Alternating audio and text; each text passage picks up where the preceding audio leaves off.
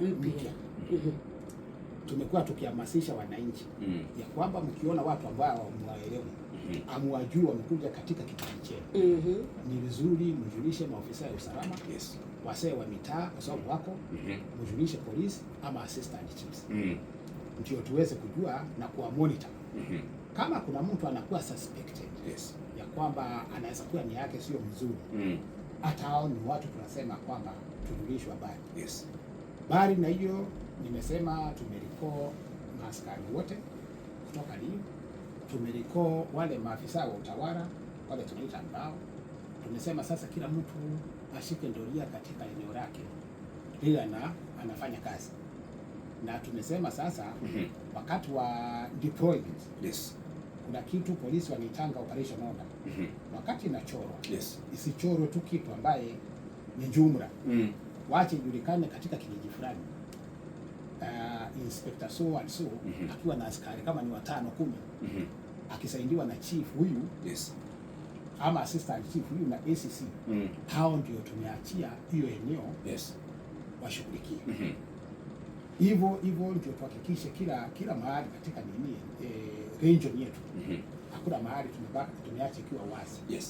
Ndio kuna wakora pia ambao siku hizi kuna hizi mtu anajifanya ni polisi. Sasa pia hapo tutajuaje polisi wa ukweli na polisi wa uongo, especially kama hawajavaa zile vazi zao?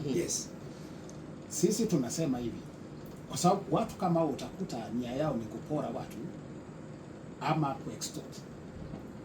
Ukifanya ni askari unasimamisha, unaitisha pesa.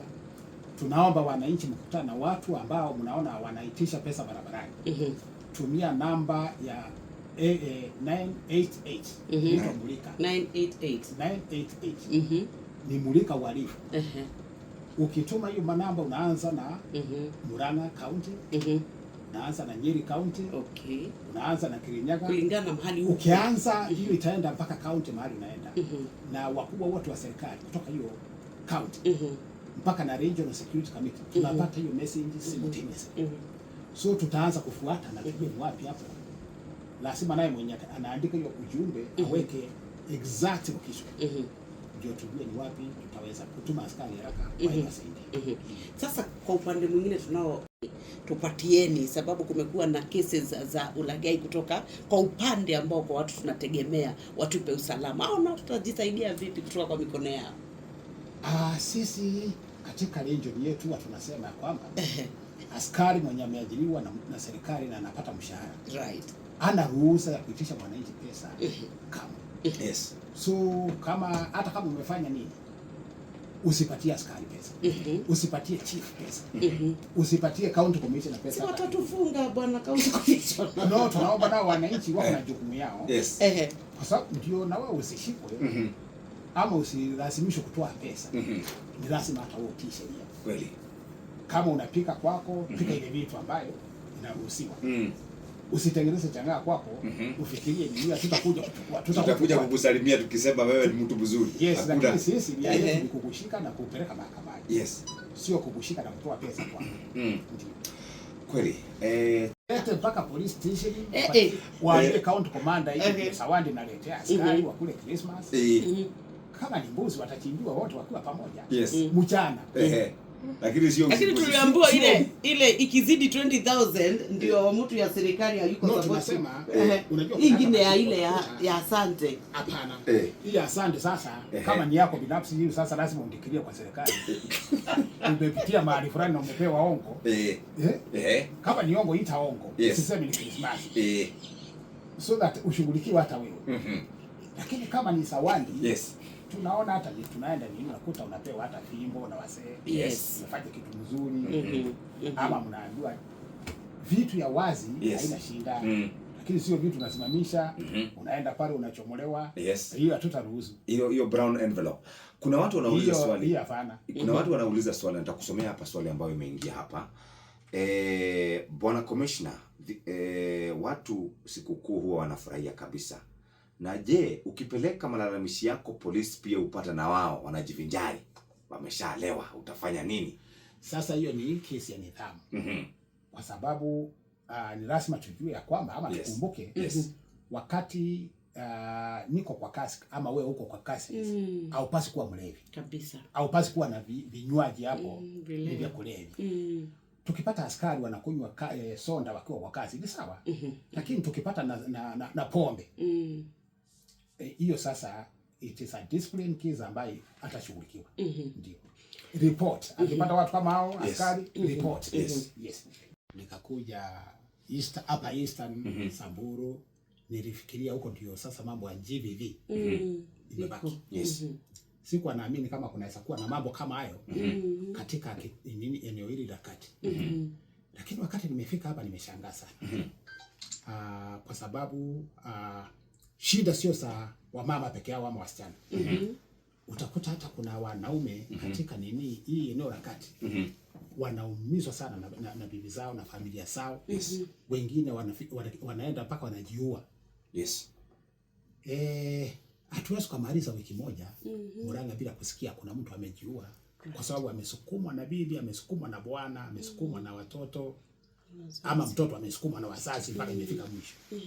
Nataka kusema hivi, ni huzuni kubwa sana kuona watu wasima especially wasee ama vijana wakinyanyasa wa mama na wasichana. Tunapigana na hilo jambo, na mnajua ya kwamba ama mtakumbuka kwamba juzi tu tumekuwa na siku 14 16 ya activism ya activism ya kuhakikisha tumecreate awareness na hii maneno imesonga kwa kila mtu kuhakikisha kwamba tunajua umuhimu wa kukaa kwa amani, umuhimu wa kuheshimu watoto wetu wa kike na wamama. Sasa katika Murang'a tuko na takwimu ambazo sio mbaya sana, lakini gender based violence iko. Katika eneo ya kati yote tuko na vitu kama hizo, lakini sio haijafika ile alarming level. But tunazidi kupigana nayo tukitumia kanisa, tukitumia sisi wenyewe. Na tunakumbuka kwamba juzi none other than the head of state His Excellency President William Ruto ambaye ametoa kitita cha 100 million ya kupambana na maneno kama haya katika nchi mzima. So tunajua tukitumia zile channels zote tuko na viongozi wetu wa kisiasa, wa kanisa, sisi wenyewe watawala, polisi na wananchi wenyewe tushirikiane nao tumalize ishinda. Tutafadhiliwa na serikali, lakini sisi ni lazima tufanye kazi. Right. Yes. Na ukisikia kama unataka wewe kama ni mzee umeoa na unataka kuua bibi yako, mmekosana. Wacha hiyo bibi ni mtoto wa mtu. Bila ungependa mtoto wako auawe, hata huyo ni mtoto wa mtu. Bila ungependa kijana wako auawe, hata huyo bwana yako ni kijana mtu. Msichana wako bila ungependa aguzwe na bwana yake, hata hiyo mama yake uko naye usimuguze, ni msichana wa mtu. Tunasema hivyo, tunaambia wananchi namna hii. Mambo mawili. Nafikiria kwanza nianze na ile shida dawa na Kioya na Kagumoini. Tumekuwa tukikutana kwa sababu hiyo sasa ni kaunti yangu. Nimekuwa nikifanya mkutano na maafisa wa polisi kuanzia ngazi ya OCS mpaka juu. Kuanzia ACCs mpaka DCCs na mimi mwenyewe. Kila wiki. Na tumekuwa tukisema kwamba tukipata kuna mahali moja yetu anapeana kinga kwa wahalifu, kwa sababu huyu ni mhalifu anafanya kazi kama hiyo, tutamwadhibu. Nataka kuhakikishia huyo mwananchi kwamba nikimaliza hiki kikao niko nacho nitaanza kushughulikia hiyo jambo, na nikikuta ni ukweli huyu askari na machifu hiyo area tutaweza kuwashughulikia kwa sababu ni utepetevu ambaye hatutaruhusu. Right. Ya pili, mambo ya salamu, hizi zinaitwa salamu, hata siku hizi nimebatizwa jina salamu. Zinaitwa salamu siku hizi. Tunaomba ukisalimia mtu msalimie salamu ambazo ni za heshima. Zile tunajua ni salamu, sio matusi. Ati kwa sababu alifanya hivi utaki kumuona. Sisi tuko na uhuru ya ku make decisions. Na uwezo ukanichukia kwa sababu ninafikiria vile wewe mwenyewe ufikiri. Right. So tunaomba watu waheshimu wanasiasa wetu. Waheshimu wanasiasa kwa sababu tuliwachagua. Waende wakafanye those decisions. Sasa wewe unafanya decision uanze kusema ati hata kanyanga hapo. Hata kanyanga namna gani? Na hapo na uhuru wa kutembea, na hiyo ni kiongozi.